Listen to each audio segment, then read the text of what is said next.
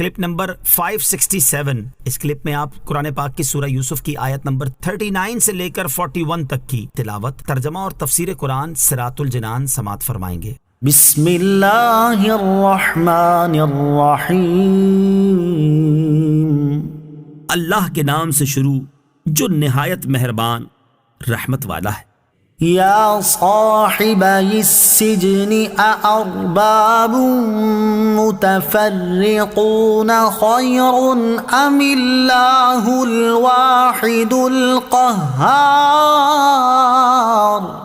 ترجمہ: اے میرے قید خانے کے دونوں ساتھیوں، کیا جدا جدا رب اچھے ہیں یا ایک اللہ جو سب پر غالب ہے؟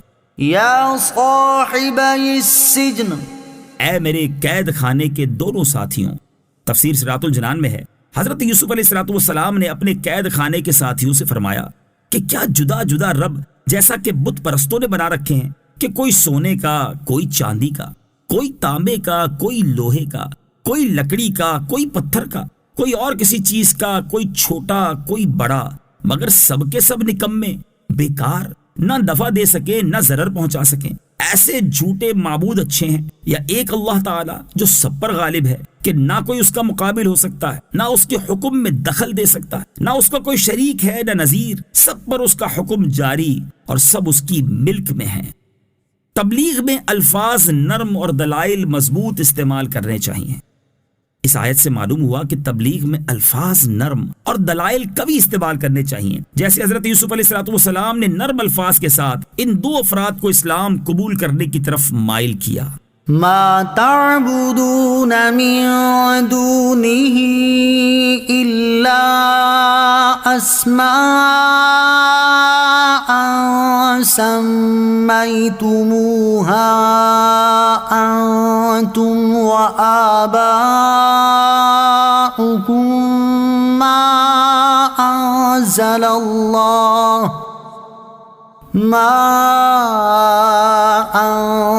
اللہ بها من سلطان ان الحکم الا للہ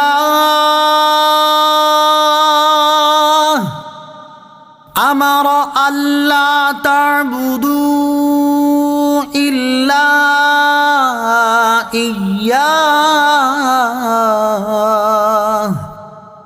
ذلك الدین القیم ولكن اکثر الناس لا يعلمون. ترجمہ: تم اس کے سوا صرف ایسے ناموں کی عبادت کرتے ہو جو تم نے اور تمہارے باپ دادا نے تراش لیے ہیں. اللہ نے ان کی کوئی دلیل نہیں اتاری. حکم تو صرف اللہ کا ہے. اس نے حکم دیا ہے کہ اس کے سوا کسی کی عبادت نہ کرو. یہ سیدھا دین ہے، لیکن اکثر لوگ نہیں جانتے. ما تعبدون من دونه الا اسماء، تم اس کے سوا صرف ایسے ناموں کی عبادت کرتے ہو. تفسیر صراط الجنان میں ہے جب حضرت یوسف علیہ السلام نے ان قیدیوں کو جدا جدا خداؤں کے فساد پر آگاہ کیا تو ان کے سامنے بیان کیا کہ ان بتوں کا معبود ہونا دور کی بات ہے، ان کی تو اپنی کوئی حقیقت ہی نہیں. چنانچہ فرمایا کہ تم اللہ تعالیٰ کے سوا صرف ایسے ناموں کی عبادت کرتے ہو جو تم نے اور تمہارے باپ دادا نے اپنی جہالت اور گمراہی کی وجہ سے تراش لیے ہیں. خارج میں ان کا کوئی وجود ہی نہیں کہ وہ ان ناموں کے مصداق قرار پائیں. تم جن کی عبادت کرتے ہو اللہ عز و جل نے ان کے درست ہونے پر کوئی دلیل نہیں اتاری. حقیقت یہ ہے کہ اللہ تعالیٰ ہی معبود ہے اور بتوں کی عبادت کرنے کا اللہ تعالیٰ نے حکم نہیں دیا، بلکہ اللہ عز و جل کا حکم وہ ہے جو اس نے اپنے انبیاء کرام علیہ السلام کے ذریعے دیا کہ اللہ کے سوا کسی کی عبادت نہ کرو، اور یہی عقل مندی کا تقاضا بھی ہے. اللہ تعالیٰ کا عبادت کے لیے خاص ہونا ہی سیدھا دین ہے، لیکن اکثر لوگ دلائل سے جہالت کی وجہ سے نہیں جانتے کہ یہی سیدھا دین ہے، اور وہ فرضی ناموں کی پوجا میں لگے ہوئے ہیں. یا صاحبی السجن اما احدکما فیسقی ربه خمرا واما الاخر فیصلب فتأکل الطیر من رأسه قضي الأمر الذي فيه تستفتيان. ترجمہ: اے قید خانے کے دونوں ساتھیوں، تم میں ایک تو اپنے بادشاہ کو شراب پلائے گا، اور جہاں تک دوسرے کا تعلق ہے تو اسے سولی دی جائے گی، پھر پرندے اس کا سر کھا لیں گے. اس کام کا فیصلہ ہو چکا ہے جس کے بارے میں تم نے پوچھا تھا. یا صاحبی السجن، اے قید خانے کے دونوں ساتھیوں.